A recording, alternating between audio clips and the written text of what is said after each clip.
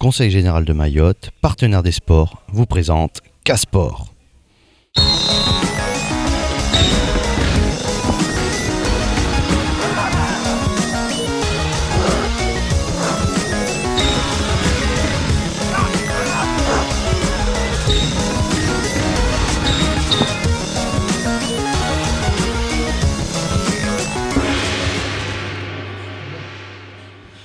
Bonsoir, bienvenue à toutes et à tous dans cette nouvelle édition de K-Sport. C'est parti pour 50 minutes durant lesquelles nous allons décrypter l'actualité sportive locale. On va donc faire un tour de table rapide et présenter les invités présents ici ce soir.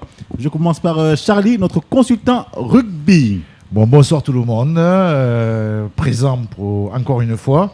Rugby toujours, rugby par amour. Voilà, on est présent et beaucoup de sport ce week-end aussi. Alors, vous avez deux jeunes invités pour le rugby ? Tout à fait. Ronan, je suis avec mon frère jumeau, Romain Adeline. Voilà. Ah, vous êtes jumeaux.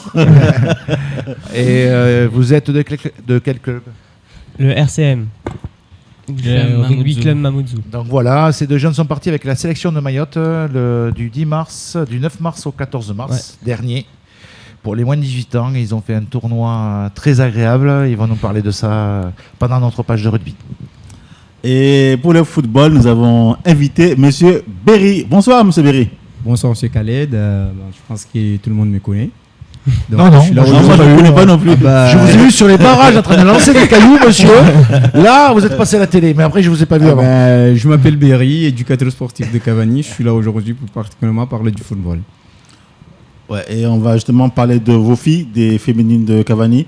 On reviendra après donc plus en profondeur sur tous ces sujets. Et d'abord, place au sommaire de cette édition.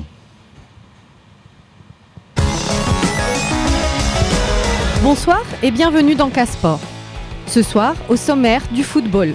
Nous reviendrons sur les championnats DH et DHT masculins et ceux de division et promotion féminine. Du foot toujours, avec un portrait d'un jeune talent mahorais, Nazim Combo, 15 ans, licencié au FCM et actuellement en détection à La Réunion. En rugby, nous reviendrons sur le programme des matchs de demi-finale de championnat le week-end prochain. Deuxième partie, place au basket, avec les matchs en retard de Régional 1 masculin. Pour finir, nous détaillerons les matchs à venir des playoffs cette semaine. Alors nous allons donc commencer par le championnat de DH masculin. Ce week-end avait de la 5e journée de championnat. C'est bien ça, Berry, c'était la 5e journée 5e ou 6e ? Je pense que c'est la 6e. C'est la 7e, la 8e, allez. Tirer au dé, on fait tellement de tapis verts qu'au football à Mayotte que tu peux tirer au dé. On s'en fout de la journée. Là, je me suis embrouillé parce qu'en fait, la 5e journée avait été annulée à cause des intempéries, c'est pour ça. Donc oui, c'était donc la 6e journée. On n'arrive pas à suivre un club de sport, là, c'est plus. Et nous avons donc assisté à un match.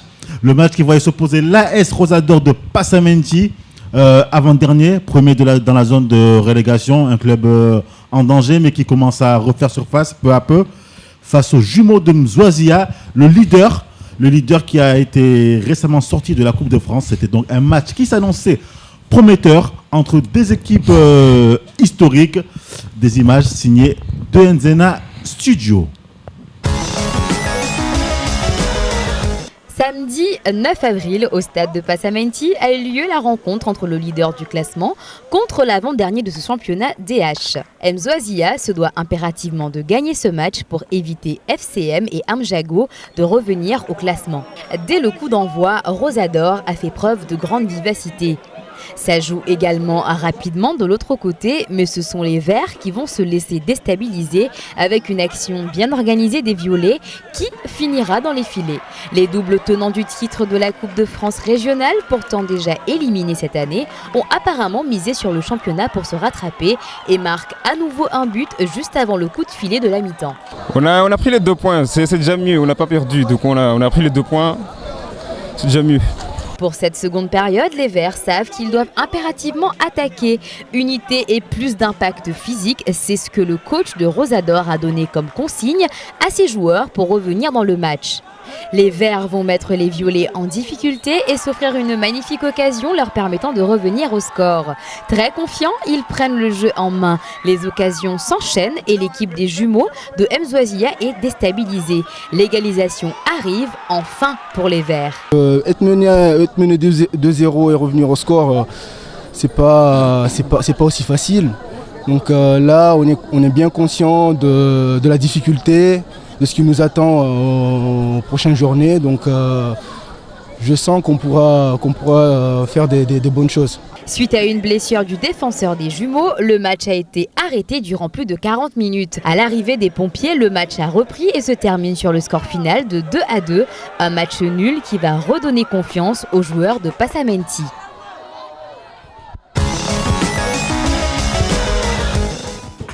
Ouais, le match qui a été arrêté pendant 40 minutes alors qu'il restait que 2 minutes de jeu. C'était assez. Les joueurs avaient vraiment les jambes lourdes à la reprise. Alors, il n'y a pas une règle comme nous au rugby 40 minutes, 2 minutes, le match est fini. À ce niveau-là, Berry peut-être pourra nous répondre. Question piège.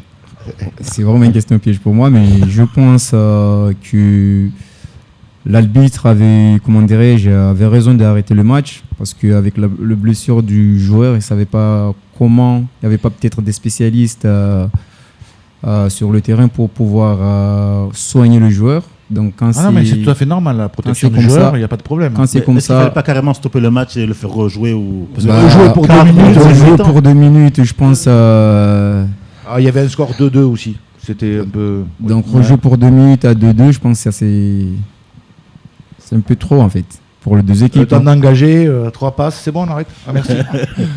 Alors on va parler donc de ce championnat. Berry, vous suivez un peu ce championnat de DH ? Ah oui, je suis amoureux du football, donc je suis tout le temps là. Des équipes montantes comme le Foudre 2000. Il y a vraiment cette année, le niveau a augmenté. On sent que le FC Msapéré n'est plus seul à faire la course en tête. Il y a Etincelle Amjago, il y a Abeille de Msamporo. Quel est votre point de vue par rapport à ce championnat ? Par rapport à ce championnat, vu qu'on est en 6e journée, moi je pense que c'est à partir de là qu'on doit voir quelle est l'équipe qui sort du lot pour, prétendre à être champion. Et comme tu dis, il y a pas mal de prétendants pour le titre du champion. Comme Foudre qui a fait des très bons recrutements et qui fait c'est-à-dire les recrutements fonctionnent, hein. C'est-à-dire qu'ils ne sont pas trompés au niveau des joueurs car ça gagne sur le terrain. Et on parle d'Etincelle qui, lui, l'année dernière, il a terminé 3e. Donc encore une fois, il confirme ce qu'il a fait l'année dernière. Et il n'y a pas qu'Etincelle, je pense qu'il y a aussi Diable Noir de Combani qui ne sont pas très très loin, qui fait aussi pas mal de bons scores. Il y a Jumeaux qui est en tête et qui a perdu la Coupe de France. Je pense que ce qui lui reste, c'est le championnat. Donc il va tout faire pour stopper FCM. Mais comme on dit, le championnat, c'est un projet à long terme. Et dans ce projet-là, FCM, il s'en sort très bien encore. Ouais, d'ailleurs, je vous propose de voir le tableau des résultats de ce championnat de DH. On voit ici beaucoup de matchs nuls. Hein. ASC Abeille de Msamboro, 1 partout dans le derby du Nord face à l'AS Gendrema. Etincelle Amjago contre AS Neige Malamani, pareil, 1 partout. Le même score entre Diable Noir de Combani et le FC Msapéré. Victoire du FC Koropa sur son terrain face au VCO de Vaïbé. Et Foudre 2000 a battu Miracle du Sud. Donc seulement... Il y avait un week-end quand même, c'est on ne part pas à la maison. Voilà, c'est tout. On ne perd pas à la maison. Voilà, c'est comme au rugby déjà, on ne perd pas à la maison. C'était la règle d'or. Parti avec un nul, là on voit qu'on a un week-end où on ne perd pas à la maison. Ouais. Alors maintenant on va visualiser donc ce classement de DH. Alors en tête, c'est AS Jumeaux de Mzouazia, 14 points, à égalité 2 points avec Foudre 2000, suivi talonné de très près par le FC Msapéré et Etincelle d'Amjago. Le FC Koropa va juste derrière. Et bas du tableau, on voit alors AS Rosador qui vient de sortir de la zone donc de relégation. Et on retrouve le VCO Vaïbé et Miracle du Sud qui ferment donc la marche de ce tableau. Et Miracle du Sud est donc la lanterne rouge de ce championnat de DH. Alors, nous allons maintenant parler de football féminin. Super. Des filles. C'est de l'ironie ou vous êtes sérieux là, Charlie? Non, on est des mecs qui courent à poil là, comme ça, et poils partout, je préfère les demoiselles. Alors, on va donc parler de ce championnat. Il y avait donc des matchs ce week-end. Nous avons pu filmer un match de promotion entre le FC L'Abattoir et l'AS Neige de Malamani, ainsi qu'un match de division d'honneur entre l'USC L'Abattoir et l'US Cavani. Je vous propose de visualiser ce sujet signé de Nzena Studio. Dimanche 10 avril 2016, la 3e journée du championnat féminin se jouait. Les caméras de Casport se sont rendues au stade de l'Abattoir où se jouaient 2 matchs. D'abord, FC L'Abattoir contre AS Neige de Malamani en promotion féminine et ensuite USC L'Abattoir contre US Cavani en division féminine. Pour ce dernier match, le score fut sans appel, 9-0 pour USC L'Abattoir, qui est pour le moment 2e du classement, derrière les jumelles de Mzoazia, qui ont également gagné leur match contre l'Olympique de Sada. L'objectif du club, pour moi l'entraîneur, mon objectif c'est de finir dans les 3 premiers cette année et puis voir encore plus haut l'année prochaine. L'équipe, c'est cette année que nous sommes montés en DH. Donc j'espère qu'on pourra rester et faire le maintien. C'est l'objectif. Pour le match FC L'Abattoir qui recevait les Bleus de Malamani, le score fut plus serré et n'a pas été à l'avantage des petites terriennes. Malgré la défaite, la gardienne de l'Abattoir est fière et contente de son équipe. Aujourd'hui, on a très bien joué. Même si on a perdu, mais on a gagné pour nous parce qu'on s'est tout donné, quoi. De l'autre côté, la capitaine des Bleus de Malamani est plus modérée malgré la victoire. On a bien joué, mais juste c'est faute de l'arbitrage. L'arbitrage n'était pas là, quoi. Donc comme la Ligue n'envoie pas des arbitres officiels dans nos matchs, du coup on est obligé de prendre des arbitres à domicile. Voilà. On s'arrange avec les 2 équipes pour les arbitres. Le championnat féminin est bien lancé et les équipes leaders sont déjà bien identifiées, avec en promotion un trio de tête Malamani, Kanikeli et Chiconi. En division, ce sont Mzoazia et L'Abattoir qui se distinguent pour le moment, avec l'équipe du FCM qui est proche derrière elle. Alors, Berry, votre équipe de Cavani, comment se porte-t-elle? Quels sont les objectifs? Aujourd'hui, dans quel état d'esprit sont vos joueuses? Pour vous dire, pas d'un très bon état d'esprit parce qu'on a joué 4 matchs.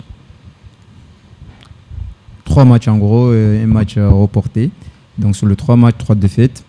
On essaye d'y travailler, on essaye de motiver ces joueuses. Car, comme il a dit mon collègue tout à l'heure, c'est la première fois qu'ils montent en DH. Là, c'est l'apprentissage aussi. Oui, c'est l'apprentissage, donc il faut être patient, peut-être ça viendra. Mais il y a des bonnes choses, il y a des très bonnes joueuses, il y a très bonne qualité individuelle.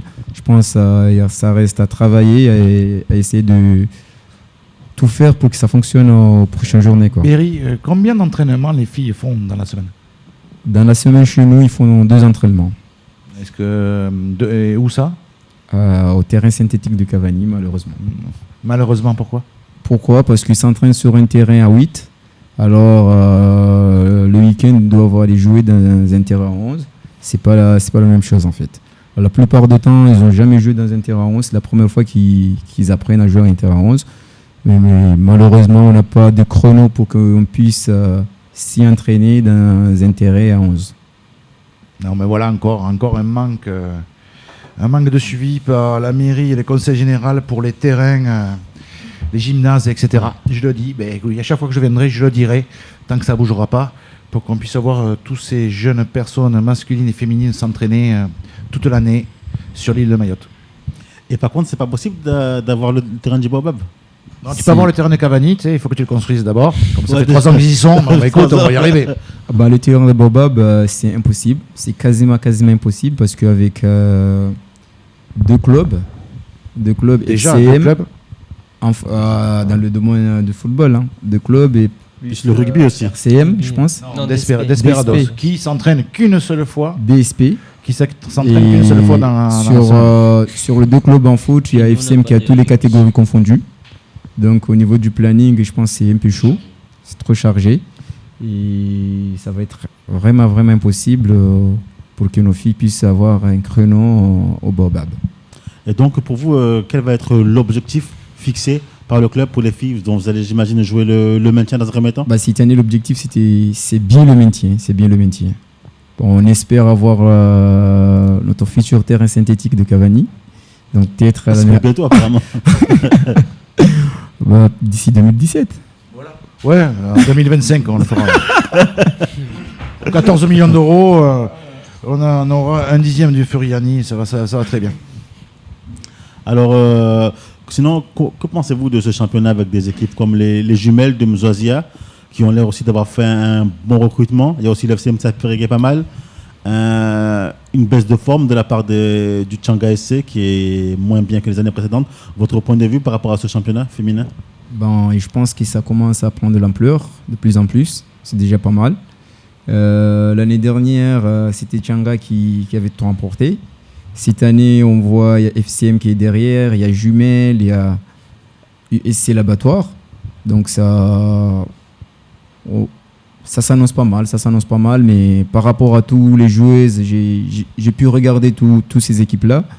Je pense maintenant, Jumelles sont devant, mais il faut vraiment se méfier d'FCM, qui ont fait un recrutement très intelligent et de qualité. Ouais, c'est sûr qu'il va y avoir cette année la concurrence. Je ne pense pas que ça sera comme les années précédentes où une seule équipe dominait le championnat de la tête et des épaules, à mon avis. Cette année, il va y avoir la concurrence. Pas du tout. Alors, nous allons maintenant changer de sport, revenir au foot après. Nous allons passer maintenant à la page... Tu reviens au foot après? Encore? Il y a encore du foot? Ah oui, page rugby, monsieur Caleb. Donc voilà, on a deux invités aujourd'hui. Regardez ces belles têtes de jeunes vainqueurs, de jeunes rugbyman qui sont donc partis du 9 au 14 à Madagascar pour un tournoi donc avec la sélection de Mayotte. Et donc le 10, ils ont fait un tournoi d'entraînement qui a été très dur. Très dur, ouais. Très dur, avec de grosses équipes. Fallait tout de suite se mettre dedans. Et on était impressionnés par le niveau des autres équipes telles que Maurice et tout, La Réunion, Madagascar. Mais c'est des sélections aussi, donc ils ont quand même plus de joueurs qu'à Mayotte. Hein, c'est quand même un bon... des gabarits aussi, mais surtout la technicité. Par rapport à l'équipe de la sélection de Maurice, je dirais qu'il y a beaucoup de gabarits, malgré ils sont venus à 9 alors que bon, c'est du jeu à 7, donc il n'y a pas beaucoup de remplaçants. Pas beaucoup de remplaçants, oui.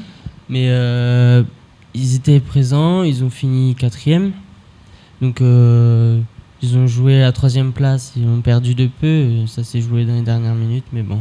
Et donc il y a une anecdote, vous avez rencontré Mathéo Pichoir, qui est parti donc de Mayotte, qui est en sélection à la Réunion, ouais, donc, où vous avez joué ensemble.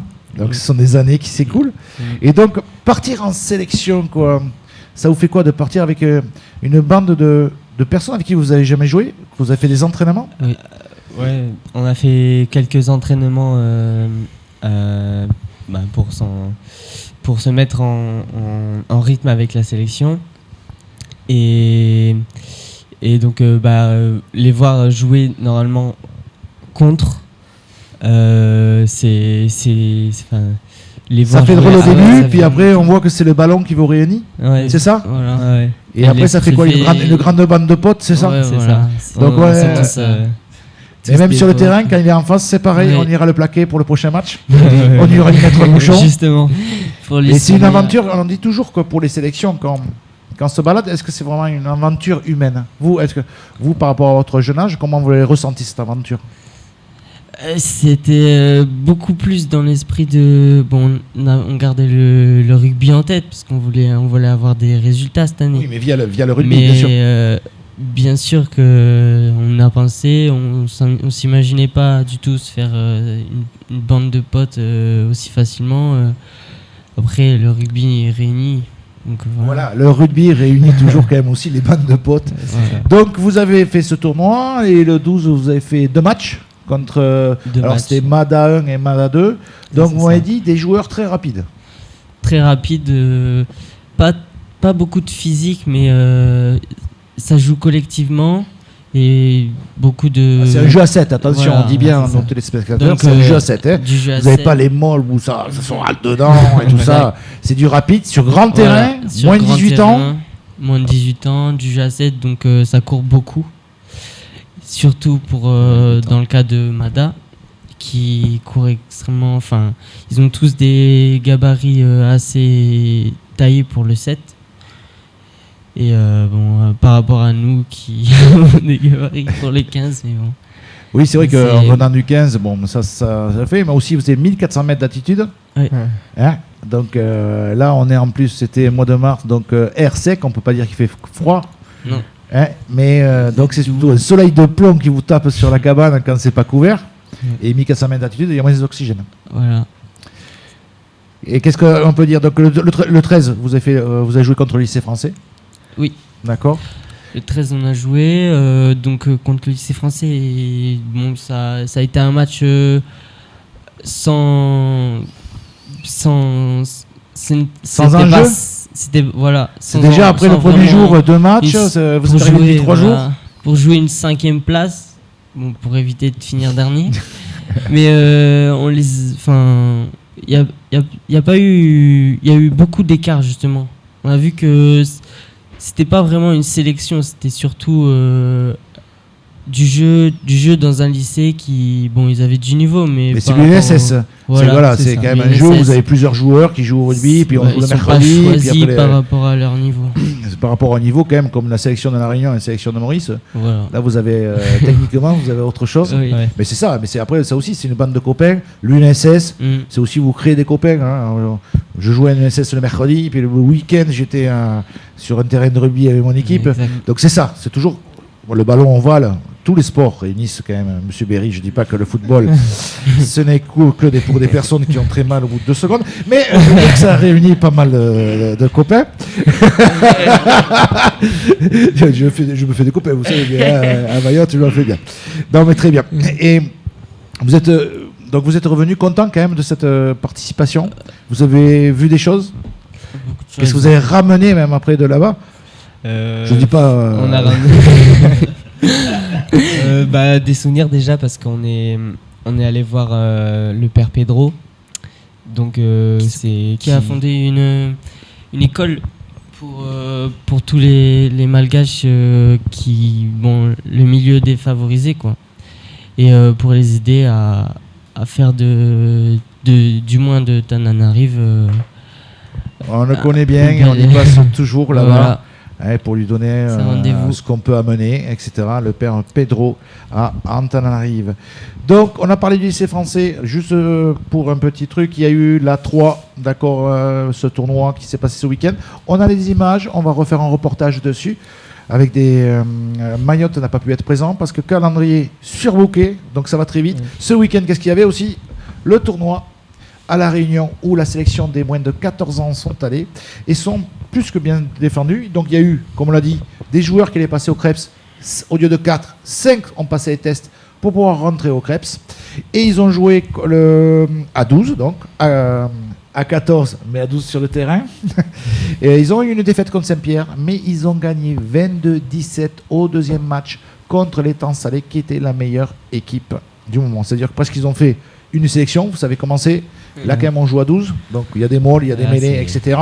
Mais premier match, on a perdu. Second match, ils ont gagné contre la meilleure équipe du moment de l'année, les Temps Salés de La Réunion. Donc, félicitations à la sélection de Mayotte des moins de 14 ans. Et pareil, de plus en plus, on augmente notre niveau. Et on augmente notre niveau grâce aux écoles de rugby, pas aux terrains qui sont attribués par le conseil général et construits. Bon, je vais passer ça comme ça. Bon, qu'est-ce que nous avons aussi comme actualité? Très important, il y a eu une actualité où on a gagné, où le RCM a joué. Le RCM a joué contre Bouigny pour un match en retard, 63-0. Donc ça a déroulé, ça a été un peu dur. Et en sachant que le RCM va rencontrer samedi après-midi pour la demi-finale Bouigny. Donc va recevoir Atsunzu Bouigny. On ne sait rien, une demi-finale, c'est une demi-finale. Un essai, une rapidité, c'est Ça peut être très rapide. Une demi-finale, c'est un match, donc si on gagne d'un point, c'est fini pour l'autre. Qu'est-ce qui va se passer? C'est vendredi soir. Alors attention, un match phare, RCPT à Pamandzi, qui va recevoir le Desperados à 20h. Donc demi-finale, ça va être très dur pour les deux équipes, donc que le meilleur gagne. Et on verra qui rencontrera RCM et Bonny le samedi pour cette demi-finale. Finale du championnat, notez bien ça, messieurs, mesdames. 23 avril à Chiconi à 18h. Dans l'après-midi, il y aura certainement des finales des moins de 18 ans, des finales des moins de 14, un match de féminine, donc c'est quand même une après-midi rugbyistique. Et certainement, Kwesi va retransmettre en direct, au moins à la radio, le match en direct sur les antennes. Voilà, et attention, le gagnant de cette finale part pour le 28 mai rencontrer les champions du top 14 Madagascar. Donc ça veut dire que c'est la seconde division. Vous avez le top 8, les meilleurs, le top 14. Et là, on rencontre les champions. Alors, le champion d'ici va rencontrer le champion à Madagascar, à 1400 mètres d'altitude du top 14. Donc, le niveau, on a dit, très bien, vous avez gagné une fois, deux fois, trois fois, quatre fois, très bien. Boum, on vous met les champions de seconde division. Et ça va être très dur, très très dur pour les... Ah d'accord, c'est plus le même niveau que les années précédentes. À chaque fois, ça augmente. Donc voilà. Et donc, il a été décidé que, quand on a eu un écart de points, des fois un peu trop fort, très bien, voilà, vous augmentez. Eh bien, on vous met une autre division. Et je peux vous dire que la seconde division de Madagascar, avec le nombre d'équipes champions de la seconde division, donc ça s'appelle le top 14, ça va être très très dur. On les a vu jouer contre Maurice, contre la Réunion, etc. Ça va sympa. On me fait signe d'arrêter. Et non, j'ai pas envie, parce que je ne vous vois pas pendant un petit mois. Alors, mesdemoiselles, désolé, on ne se voit plus, mais dans un petit mois, j'espère. Bye bye. Allez, publicité. C'est la pub. En raison du cambriolage survenu dans la nuit du 15 au 16 mars, KTV n'est plus en mesure de diffuser ses programmes. Un élan de solidarité issu de la société civile s'est mis en place pour que l'espace de liberté d'expression des Mahorais ne disparaisse pas. L'association Kwesi C'est Nous a été créée et a lancé un appel aux dons. Pour tout renseignement, appelez au 02 69 600 385. Ou envoyer un mail à kwesicenou@gmail.com ou encore rendez-vous dans les locaux de Kwesi.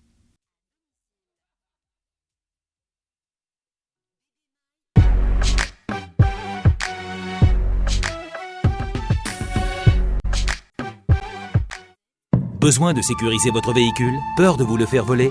Stop! Retrouvez votre sérénité. Traceur GPS Mayotte, votre solution anti-vol et sécurisation GPS. Comment ça marche? Votre véhicule, votre balise GPS, votre localisation en temps réel, matériel haute technologie numéro 1 en France, alerte de mouvement anti-vol, localisation et suivi GPS en temps réel, écoute à distance, bouton SOS. Vous souhaitez en savoir plus? Contactez-nous vite, livraison gratuite 7 jours sur 7 sur toute l'île. Traceur GPS Mayotte, 0639 60 42 32. Traceur GPS Mayotte, la protection ultime contre le vol de véhicules. Vous avez envie de retrouver la forme? De sculpter votre corps? Alors profitez de la superbe salle de cardio et de musculation ou des cours de fitness proposés au club de forme 888, zone Nel à Kaweni. Avec Crazy, gagnez votre abonnement pendant 6 mois à la salle de forme 888.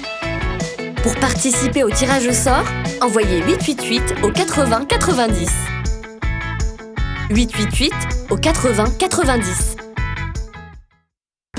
Grâce à la recharge Zone Océan Indien SFR La Carte, Ammi téléphone depuis Mayotte à ses proches aux Comores pour seulement 20 centimes d'euros par minute. Il peut aussi profiter d'appels depuis Mayotte vers Madagascar pour seulement 35 centimes d'euros par minute. Client SFR La Carte et 976 Mobile La Carte, faites comme lui, profitez de la série limitée Recharge Zone Océan Indien SFR La Carte du 15 mars au 15 mai 2016.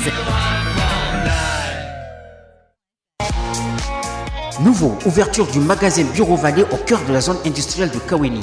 Bureau Vallée, c'est un concept novateur de libre service adapté de la grande distribution en papeterie, bureautique, informatique, mobilier de bureau, proposant un large choix de produits de marque à prix discount tout au long de l'année. Des opérations spéciales seront programmées et annoncées régulièrement dans la petite tortue BV. Ne ratez pas les prochains flyers. Le magasin est ouvert toute la journée, sans interruption du lundi au vendredi de 8h à 17h et le samedi matin de 8h30 à 12h30.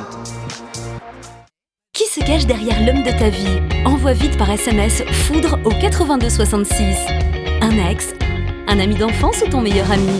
Ne cherche plus, envoie Foudre au 82 66. Nos experts amoureux te dévoileront tout sur tes amours cachés. Watukufu Maislamu, hau munasaba ya maulidi zitoka uharimwa siku 10 za dhahabu za mwezi wa Rajabu zimajilisi zituandisa mwezi 6 wa miraji yafikiwa mwezi 14 wa Aprili mwa 2016 hadi mwalidago zitukufu la mzwazia wajini watu unumwaha watulawia Maka, Hindi, Faransa, Kenya, La Reunion ata hun masiwani ngazija na nzuwani muhudhuri wanyu wa muhimu ili iti ingiwe hanmoshja. Agora Market, plus qu'un magasin de proximité, c'est un espace convivial, on trouve de tout. De l'alimentation générale avec un espace primeur, un rayon de produits exotiques, une cave à boissons avec des produits qu'on trouve nulle part ailleurs. C'est aussi une terrasse snacking, un kiosque à tabac, un stand de produits technologiques. C'est enfin un espace de produits de beauté et avec des bijoux, des mèches et des tissages. Agora Market, c'est un concept nouveau porté par cet esprit convivial. Rejoignez-nous au sein de la famille Agora. Agora Market. Ok. Je m'appelle Chapman. Nouvel arrivage dans votre magasin Meubles 110. Meubles 110 vous propose sa nouvelle gamme de décoration intérieure pleine de couleurs. Meubles 110, c'est aussi un large choix de mobilier. Table basse, armoire, chambre enfant, salon et salle à manger. Tout pour votre maison. Meubles 110, toujours le paiement en 4 fois sans frais et la livraison gratuite. Meubles 110, immeuble Archipel à Kaweni. 06 39 39 26 59.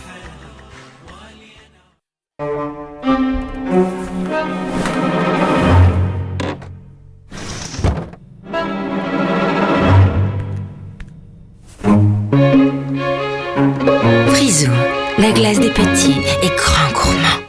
Caromaille, spécialiste en carrelage sanitaire, choix et qualité à bas prix. Caromaille, c'est aussi un conseiller professionnel à votre écoute et des nouveautés en permanence. Caromaille vous accueille du lundi au vendredi, de 8h à midi et de 14h à 17h, et le samedi de 8h à 13h, avec la livraison gratuite sur toute l'île et le paiement en 4 fois sans frais. Caromaille, 0639 68 20 68.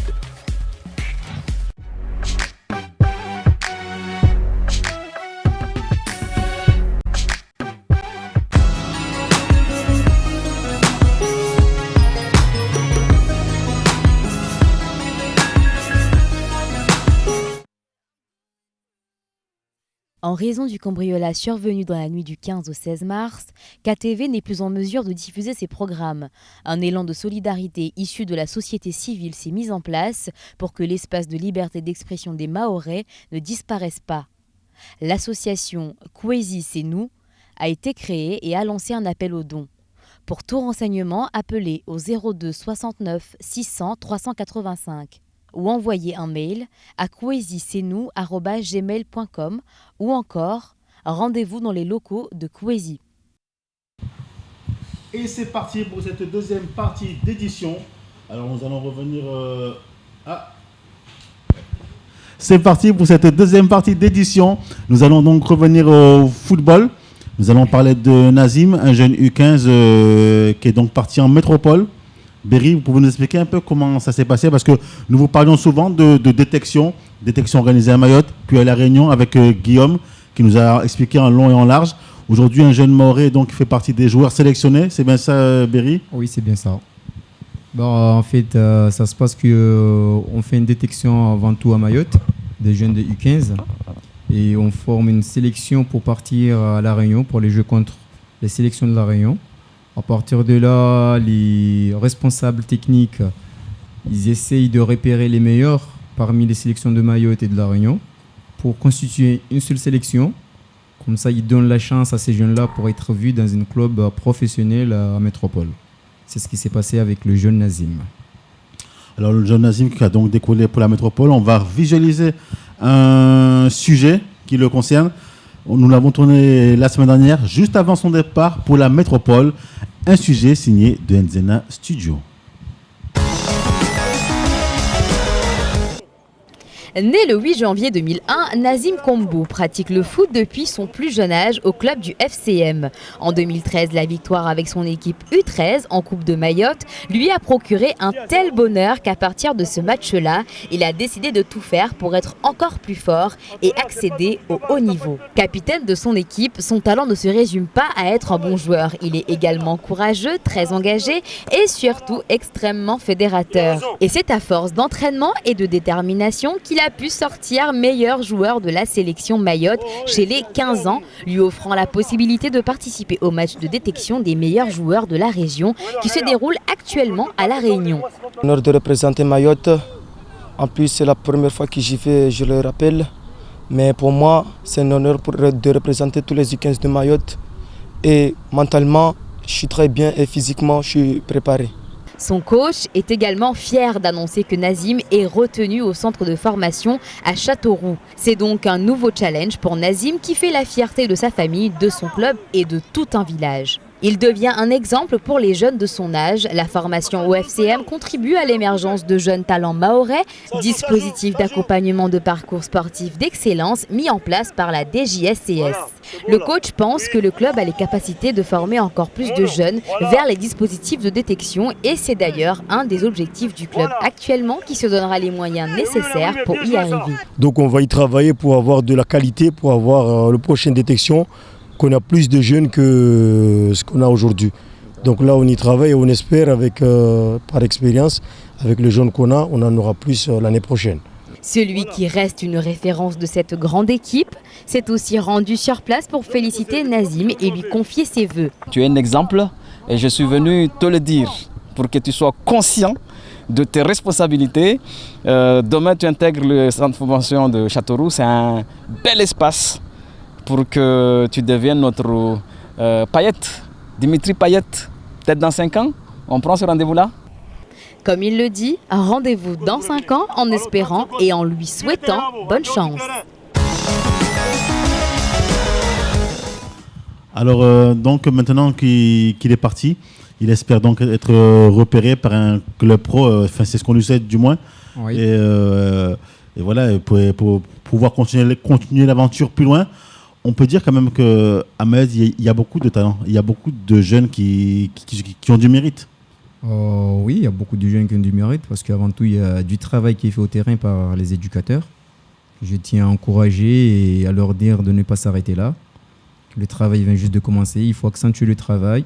Parce que maintenant, avec le travail qui se fait par la direction technique de Mayotte, M. Guillaume Brost, qui a mis un truc en place, qu'une jeune puisse être vue ailleurs, c'est quelque chose qu'on n'a jamais vu à Mayotte.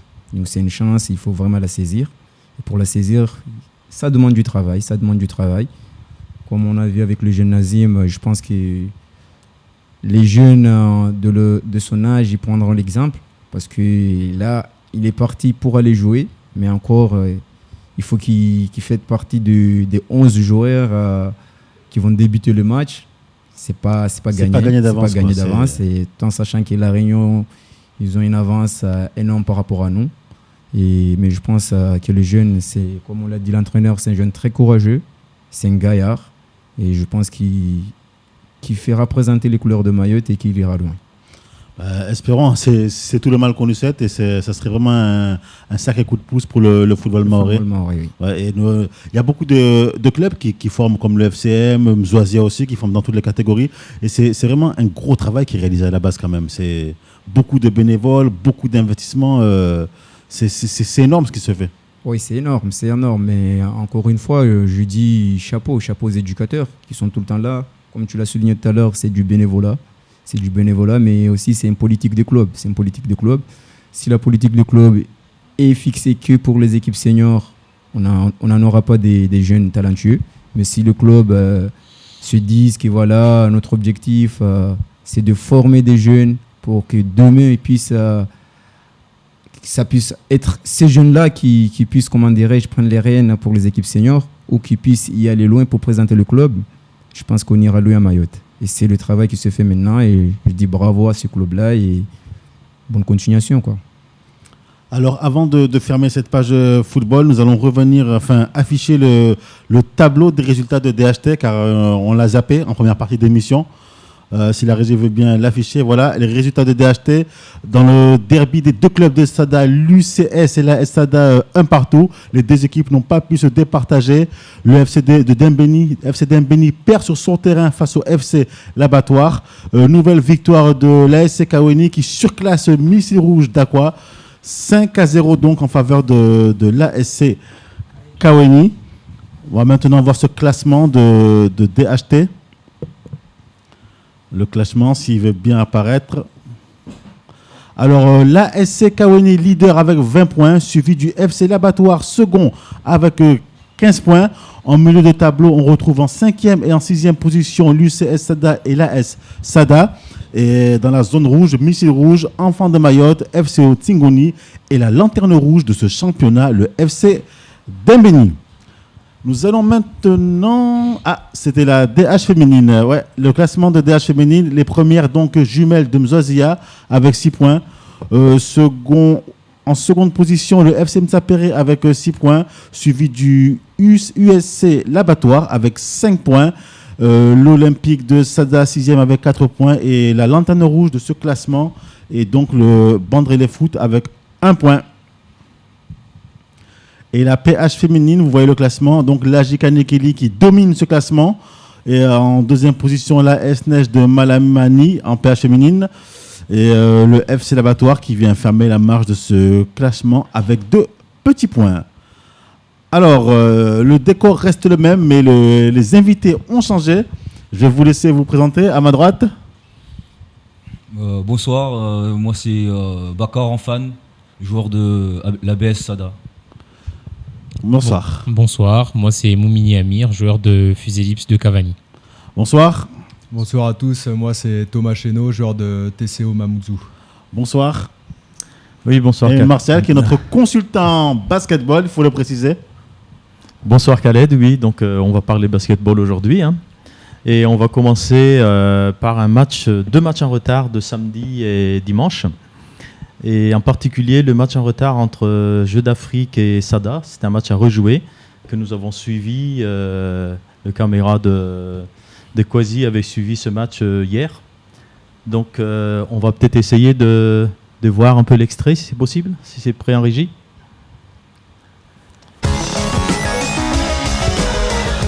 En basket, 2 matchs en retard du championnat régional 1 chez les masculins se jouaient ce week-end. Mangajou contre Jeunesse Canon et Jeux d'Afrique contre AB Sada. Cette dernière rencontre était très importante car l'équipe perdante sera destinée à descendre en division inférieure la saison prochaine. La pression du match a donné des ailes aux joueurs qui font preuve de vivacité et de rapidité dès le coup d'envoi. Les Bleus de Sada ont perdu depuis peu un de leurs meilleurs éléments puisque Julien a quitté Mayotte. Alors tout ne semble pas facile pour la victoire. Pamanzi ne part pas pour autant favori non plus. Le match est donc serré. Jeux d'Afrique résiste à ABS qui mènera au score à la mi-temps 27-32. Le quart n'est pas exceptionnel, mais nous sommes là. Et on sera encore là l'année prochaine, j'espère, avec un meilleur effectif. Ce que j'aimerais dire, c'est d'abord un grand remerciement à tout l'effectif de Jeux d'Afrique, parce qu'on a tenu quand même ce championnat sans coaching, sans entraînement, sans absolument rien que la volonté des joueurs, des anciens essentiellement, qui sont restés. En deuxième mi-temps, Jeux d'Afrique enchaîne les points et prend de l'assurance, sans malgré tout arriver à recoller au score, laissant ABS toujours devant, avec 6 points d'avance à la fin du troisième quart-temps. Revirement de situation au dernier quart-temps, où les petits terriens réussissent à revenir au score, et même à gagner avec 2 points d'avance. C'est notre équipe qui va descendre en R2 et on doit l'assumer, aller travailler encore, peut-être pour revenir l'année prochaine plus fort que ça. Une belle remontée pour les joueurs de Jeux d'Afrique qui sauvent donc leur place en Régional 1 sur un score de 62-60. C'est donc AB Sada qui rejoindra la saison prochaine le championnat Régional 2 en espérant les revoir bientôt au plus haut de leur niveau. Bon, fan, donc vous voyez ce match très serré, mais malheureusement vous avez perdu ce match et vous allez vous retrouver en Régional 2. Vous pouvez nous parler un peu de ce match? C'est vrai que d'après les résultats qu'il y avait avant de jouer ce match était capital pour les deux équipes. C'était un match très très important pour se maintenir sur le haut niveau du basket mahorais. Malheureusement, on n'a pas su tenir ce match tout en étant convaincu qu'on était plus fort qu'eux. Le remarque, on a tenu le match en menant le match du début jusqu'à la fin, qu'on n'a pas su mettre le point pour pouvoir remporter la victoire. C'est ce que j'ai remarqué en fait, c'est qu'effectivement vous aurez pu gagner ce match plus d'une fois, hein, vous avez eu l'occasion. À 3 minutes de la fin, ils mènent de 8 points et on s'est fait rejoindre et du coup on se retrouve avec 52 partout, prolongation, et puis là vous perdez de 2 points. Il y avait encore plusieurs occasions de gagner ce match même en prolongation. Vous n'avez pas, c'est peut-être la pression qui était trop grande? C'est vrai que quelque part, moi je tiens à faire un clin d'œil à cette équipe de Jeux d'Afrique. Que c'est vrai que d'après le temps qu'il y a, le temps qui passe, ça reste des grands joueurs, vu qu'il y a des grands noms que tout le monde connaît dans le basket mahorais, en citant Zibodo, en citant Gringo. Peut-être qu'en fin de compte, l'expérience a encore joué. On est une jeune équipe, on n'a pas su être bon, tenir le match dans le money time. Malheureusement, on doit l'accepter, on a perdu le match de peu. Alors, le joueur, on dit qu'il y a un joueur qui vous a quitté, qui a quitté l'effectif, et ça, vous l'avez vraiment ressenti sur le terrain? Ça vous a pénalisé ou pas? Effectivement, c'était un joueur qui apportait beaucoup. C'était un joueur cadre. Niveau scoring, il n'a pas été là. On s'est mobilisé, on a essayé d'effacer son manque, mais encore une fois, on n'a pas réussi à gérer ce match à la fin. À la fin, on le perd. Oui, donc sinon la veille, il y avait aussi Khaled, un match en retard qui comptait pour du beurre, comme on dit, puisqu'il s'agissait d'un match entre Mangajou et Jeunesse Canon. Jeunesse Canon qui n'avait plus rien à espérer, puisque le play-off, il ne pouvait plus y être, et il ne pouvait pas descendre non plus, et Mangajou qui était déjà condamné. Alors les matchs, donc sans surprise, Jeunesse Canon qui gagne avec 113-59. C'était donc un match sans enjeu. Sans enjeu. Et il faut féliciter quand même Jeunesse Canon qui est venu, qui a joué ce match sérieusement, hein, vu l'ampleur du score, quoi. Ils ont respecté leur adversaire, quoi. Exactement, oui. Donc je voulais savoir un petit peu l'avis de Thomas sur Sada, qui va se retrouver en R2, puisque vous connaissez quand même bien cette équipe. Pour moi, Sada, c'est vraiment une équipe qui aurait dû se maintenir cette année. Elle fait partie des équipes de milieu de tableau. Au vu de l'effectif qu'il y avait cette année, il y avait moyen, je pense, pour Sada de se maintenir. Malheureusement, il y a aussi en bas de tableau des équipes qui sont revanchardes, qui avaient vraiment envie de se maintenir elles aussi. Donc après, ça se joue à pas grand-chose. Et je pense qu'effectivement, le départ d'un joueur de qualité, offensivement, défensivement, a dû être un peu un coup dur, surtout dans cette fin de course où il faut vraiment sortir les tripes. Et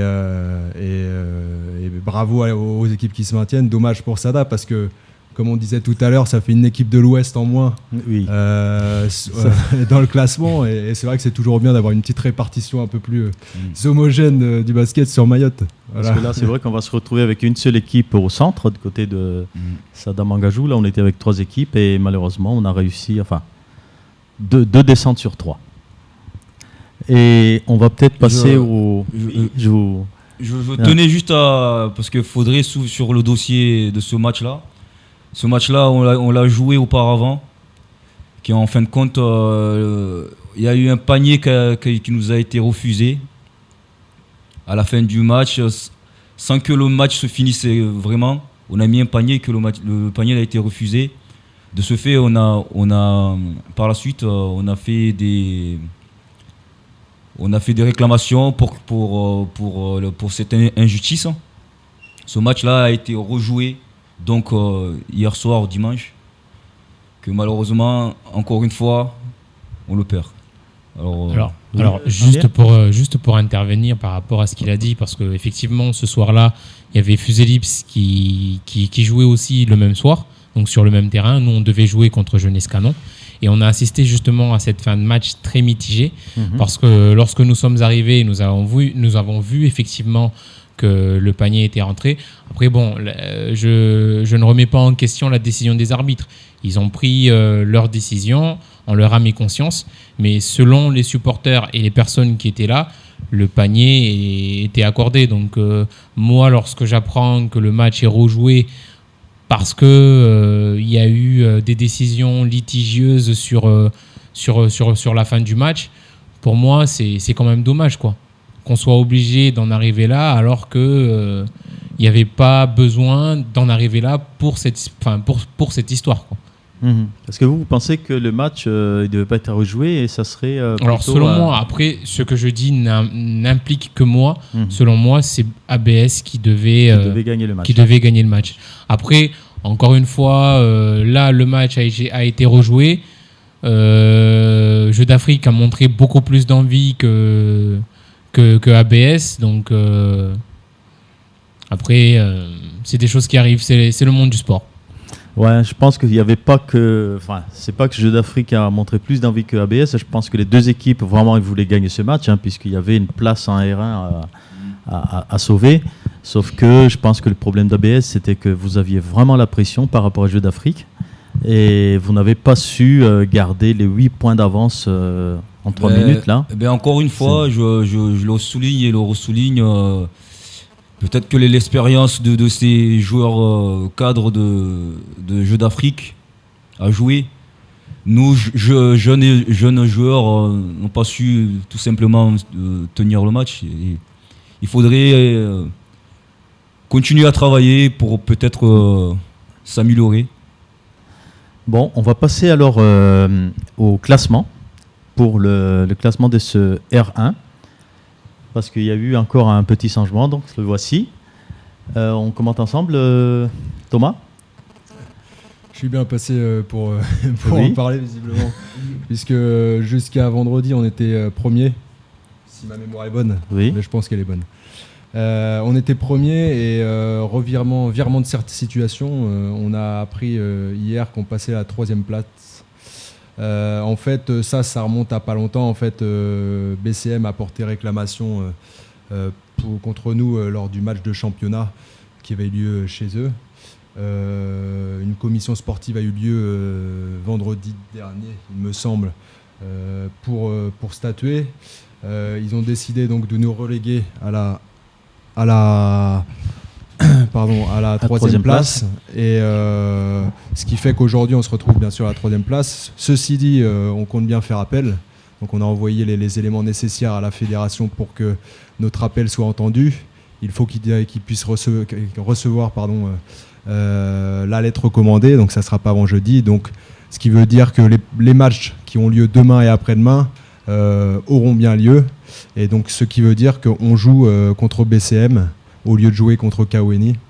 Et peut-être, on l'espère en tout cas, que ces matchs seront obsolètes jeudi lorsque notre appel sera validé par la fédération. Bon, nous on va voir ça donc lundi prochain. Donc on va considérer que ce classement pour l'instant c'est provisoire du coup. Et en parlant, on va parler du play-off, on va parler du match de demain quand même. Alors donc vous êtes préparés pour aller à Kaweni au départ, et maintenant comment vous préparez ça, parce qu'à la dernière minute finalement changement d'adversaire, changement de décor, vous recevez un premier au lieu de recevoir un deuxième, c'est ça? Exactement, c'est un adversaire qu'on connaît bien puisqu'on les a joués il y a 2 semaines. Effectivement, c'est pas la meilleure préparation qu'on imaginait, je dirais, mais on va faire avec. On va montrer que d'une part, c'est pas en nous mettant des points de pénalité qu'on arrivera à nous détrôner la première place. On l'a montré cette année, on a un effectif qui est capable d'aller loin. On a été constant, on a montré par les victoires qu'on a eues, puisqu'on n'a eu qu'une défaite au final, sur tout le championnat, qu'on était une équipe solide. Donc à nous de continuer à montrer, malgré nos détracteurs, qu'on est capable d'aller battre BCM encore une fois. en attendant la décision finale de la fédération. D'accord, je voulais laisser la parole un petit peu aussi à Amir par rapport à Fugelips, en fait, qui rate de peu la qualification pour les playoffs. Oui, effectivement. Enfin, malheureusement pour nous, on n'a pas su être lucide au bon moment. Parce que je tiens quand même à féliciter l'équipe de Kawini qui nous ont battus au match aller et qui nous battent aussi au match retour. Et on a su vraiment avoir nos repères contre eux uniquement lors du match de la Coupe de Mayotte. Parce qu'on les a joués aussi en quart pour la Coupe de Mayotte. Et ils ont été tout simplement plus forts que nous. On n'a pas su, sachant que pendant les 2 matchs, plusieurs fois, on a été devant au score. On n'a pas été capable de pouvoir se maintenir, un peu comme ABS. Donc on n'a pas été capable de pouvoir se maintenir. Après, c'est pas les mêmes critères parce qu'en face, on a aussi une équipe très jeune. Nous, je vais dire peut-être le désavantage qu'on a eu cette année, c'est qu'on a eu une équipe totalement remaniée avec beaucoup de nouveaux joueurs. Et le temps, comme on dit, il faut du temps pour que la pâte puisse prendre, comme disent les pâtissiers. Donc on espère que l'année prochaine, on sera beaucoup plus présent en tête de tableau. Merci. Alors on va continuer aussi avec les féminins, puisque on va voir le tableau, le classement. Alors c'est à peu près identique au classement masculin, puisqu'on voit les 4 équipes en tête. BCM Golden Force, en 3e position donc Vautour, et Fugelips qui prend la 4e place pour la qualification pour les playoffs. Alors donc on attend aussi là des demi-finales qui vont être très très intéressantes. Et je pense que nous on va suivre la demi-finale de Golden Force à Vautour. Ça risque d'être un gros match aussi. Oui, ça va être un très grand match aussi entre 2 rivales. Et je pense que cette fois-ci peut-être que Golden Force va prendre sa revanche sur Vautour. Et voilà que nous arrivons à la fin de cette édition. Alors je vous remercie d'avoir répondu favorablement à notre invitation. Merci à vous de nous avoir invités. Merci beaucoup. On se dit bon courage pour la suite. À très bientôt. Sur ce, je vous souhaite de passer une agréable semaine. On se dit rendez-vous lundi prochain entre 20h et 21h sur KTV et sur Cozy FM le 106.9. Bye bye.